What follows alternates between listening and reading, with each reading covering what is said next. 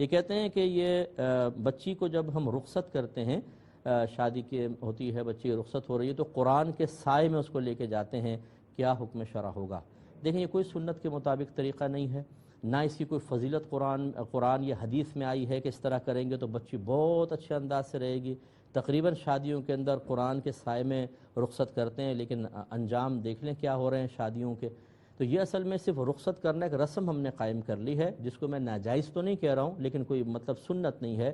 اس کو کوئی دین کا لازم جز نہ سمجھیں، نہ یہ سوچیں کہ قرآن کے سائے میں لے کے جائیں گے تو پھر بہت ہی زیادہ بہتر مستقبل ہوگا، اور نہیں ہوا تو آپ نے کہا جی کیا فائدہ ہوا قرآن کے سائے میں لے جانے کا، معاذ اللہ الٹا قرآن کے اوپر الزام تراشی کرنا شروع کر دی۔ یہ سب غلط چیزیں ہیں۔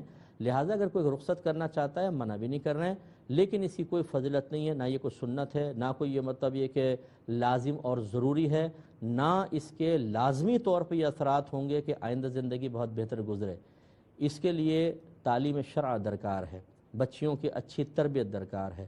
قرآن کے سائے میں رخصت کر رہے ہیں اور ماں کان میں کہہ رہی ہے کہ بیٹا دیکھنا، ساس کو ذرا سنبھال کے رکھنا اور نندوں کو کبھی غالب نہ آنے دینا۔ آخری تلقینات یہ ہو رہی ہیں بیٹی کو، اور شوہر کے سرا دب کر نہ رہنا، ایک دفعہ دب گئی تو ہمیشہ غالب رہے گا۔ جا کے اپنا جوبن دکھانا، اپنی ماں کو دیکھ، تیرے باپ کو اور تیری دادی کو اور تیری پھپھیوں کو کیسا قابو میں کر کے رکھا ہے۔ بیٹی کہتی ہے امی بے فکر رہیں، آپ کی سنت پہ بہترین طریقے سے عمل پیرا ہوں گی۔ پہلے دن ہی جوڈو کراٹے شروع ہو جاتے ہیں گھر میں جا کے۔ تو یہ مطلب یہ کہ تربیت ہم کریں نہیں، دین ہم سکھائیں نہیں، اور رسمی طور پہ دکھائیں جی قرآن کے سائے میں بچی رخصت ہو رہی ہے۔ ان چیزوں پہ بھی توجہ کرنے کی ضرورت ہے۔